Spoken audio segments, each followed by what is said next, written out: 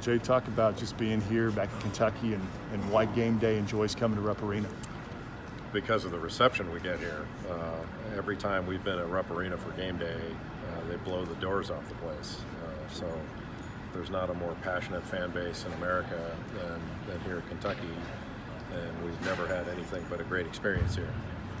And Rupp Arena has soft serve ice cream, which, as you know, is Xanadu to me. So this is the mecca of college basketball. As long as there's ice cream, this is the mecca of college basketball, and that will not change until the ice cream runs out. How many will you have during the game? However many they bring me. Jay, when you look at this Kentucky team, how important is it for them to bring back and then what Jerry Vanderbilt? Well, Vanderbilt adds a skilled player that's got size and length that can make plays off the bounce, and he's a good passer, so the ball moves when he's in there. And Quade can make shots. So having another guard that can play point, and it takes some of that responsibility off Shai Gilgeous-Alexander is important. Does it make him the best team when he's in there? No. But it's having a player of his caliber is really important. Seth kind of talked this week kind of about not necessarily just Kentucky, but freshmen in general, maybe having a spoiled mentality somewhat. Do you kind of agree with some of his comments about just general college freshmen? Maybe. I haven't heard that, but to the extent that people are saying that somehow freshmen today are different than freshmen years ago, the way they're different is they're better. These players at an earlier age are better than they've ever been. And if all you needed were older players to win, then people would only have older players. Coaches aren't going to do what's not in their interest to do. So we've seen teams that have had really talented freshmen win national championships and go to Final Fours and Elite Eights, and they've done really, really well. But the truth is, experienced teams have always done well. So you're always going to have senior and junior dominated teams, and that's not going to change, because that's the way sports is. But whether it's basketball or football, I mean, who made the biggest plays in the national championship game in the college football playoff? Freshmen. So I find it really curious that people use the word entitled with regard to unpaid amateurs. You don't hear that. Coaches are making more than they've ever made. Are they entitled? Like, I don't understand what that means anymore. Like, these guys work their tails off. They come to school, they play for free, and they do a great job. So there's entitlement. There's certain people who are entitled in every business. I don't know if you've seen the media, but there's some people in the media who are entitled. So to me, that's just something people say. This Kentucky team is young, and with that brings inconsistency. Looking at what they've done this year, what have you seen, and what do you think maybe the key is for them to do tomorrow? Get older. Kentucky's younger than they've been because they don't have as many older players to lead the way. And so when you have nothing but youth, you're going to have some inconsistency. I don't think that's necessarily by design, but Kentucky's done a really good job. The reason they're not better is they're not as talented as they've been. These freshmen here at Kentucky are outstanding players. They'd be outstanding anywhere, wherever they went. But I don't think it takes a genius to figure out there's no Anthony Davis on this team. There's no Karl Anthony Towns on this team. I don't think anybody was too worried about sort of youth when those guys were playing, and nobody was worried about entitlement when those guys were playing. This is a really good basketball team that's continuing to get better. It does not have the same kind of star power that they've had in the past, and that's not a bad thing. It's just different. And this year, very good is good enough. Like, if you're very good at the end of the year, that's good enough, and that can win it this year, because we do not have the same power teams we've had in the past. Maybe one will emerge or a couple will emerge, but right now nobody's great. There are several teams that are very good, but nobody's as good as any of the top three teams we had in 2015, for example. It's just a different year in that regard. It's more like 2011 or maybe 2014, where nobody stood out during the course of the year, and I didn't see anybody giving their tickets back for the NCAA tournament that year. Gilgeous-Alexander's kind of stepped up recently and been the leader, but they don't seem to really have a guy that's a go-to guy down the stretch. Do you see anyone developing into that role? I don't think you're going to have anybody develop into some go-to star. I just don't think that's going to happen. I think the best teams, period, the go-to guy is the open man, and I think that can be this way in Kentucky. There's nobody on this team you can just give the ball to and say, go get me 25. There are guys that can score 25, but they're not going to do it by themselves, just by creating their own thing. So it's just a little bit different.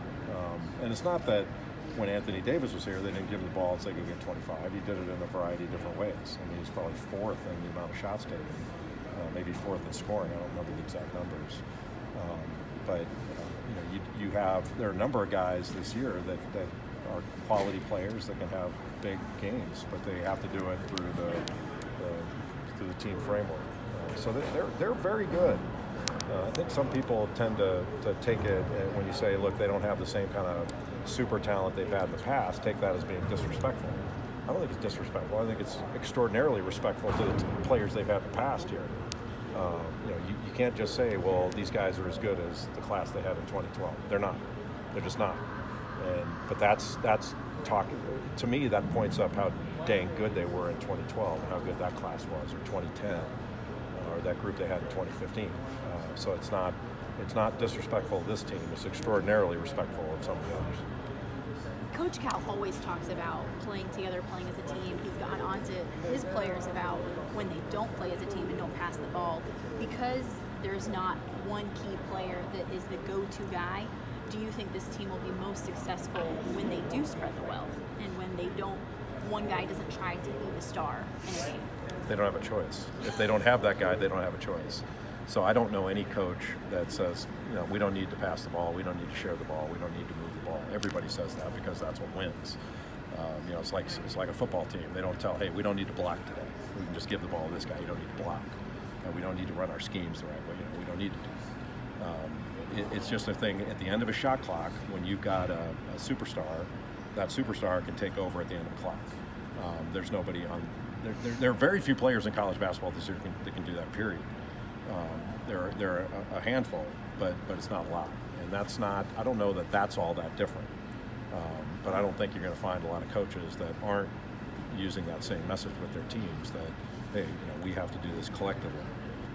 Jay, it seems like there's some momentum this week against NCAA to pass the unrestricted transfer rule. Do you think that's something that the college basketball and football should move toward? I think it depends on what the principle is. So to me, it has to be based on a principle. And if the principle is these are students who just happen to be athletes and these are students to be treated like any other student, then what moral authority is there to say that no, you have to have the equivalent of a non-compete and you're going to be treated like an employee. You're not an employee, but we're going to treat you as an employee. Because those that don't want transfers to be eligible immediately are saying that we want a deterrent, we want to deter our assets from leaving. We want to retain our assets that we have invested in so that we can reap the benefit of that investment by having them as older players here. Players are still going to transfer whether they sit out a year or not. The idea that we would have anarchy if they're allowed to be immediately eligible is simply not true, because immediate eligibility is the norm in all but a handful of NCAA sports. So whatever excuse that the association uses, it's just an excuse. And so we have to pick a principle and live by it. Because if they're assets that need to be retained and that they need to be subject to a non-compete provision, which is exactly what a transfer restriction is, then they should be allowed to reap the benefits of that employment and gain compensation, whether from their name and likeness or from their services.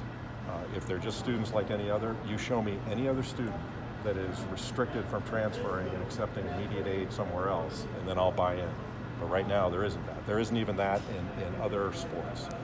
And I don't see how with a straight face we could say that somehow we need to, we have to have this competitive balance. We have to have control over our assets in a couple of sports, but competitive balance doesn't mean anything else in the rest of them. That's belied by our policies, and the NCAA's policies are without principle in this area.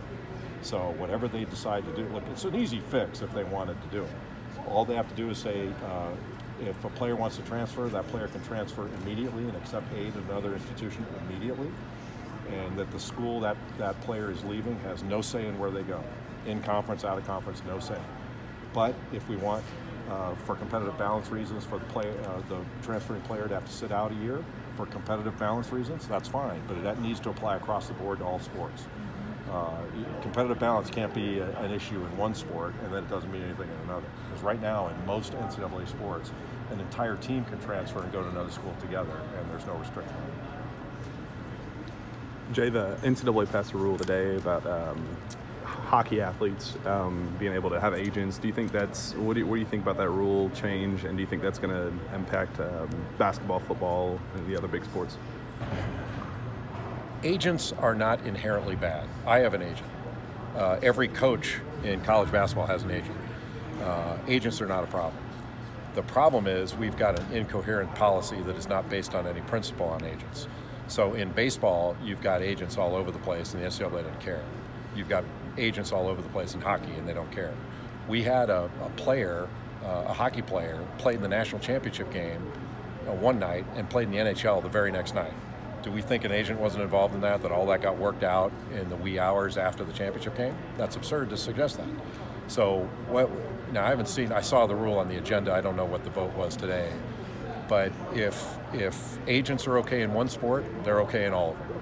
And I think they're okay in all of them. There's no reason that we should disallow players having agents in any sport. And here's my principle on it. If we restrict access to agents, then every ethical agent is going to say, well, I'm going to abide by that rule, so I'm not going to have any interaction with players. So that's going to mean all the ethical agents are going to be on the sidelines and out of the game, and all the unethical agents are going to have open field running on the players, which is what's happening now. So why not allow players, like no agent is going to sign a contract with a player that's not going to do the agent any good. Nobody's going to do that. That's just, nobody's going to act outside their interest in that regard. So I don't think it's that big of a deal. We tend to look at, I think agents have been portrayed somehow as being this evil influence, and it's just not true. Because all the people that are saying they're evil, they have agents, and they have agents for a reason. It's because they serve a very important purpose. So I think it's great that hockey's moving in that direction. But if hockey can do it, there's no reason basketball and football can't do it. That just makes no logical sense.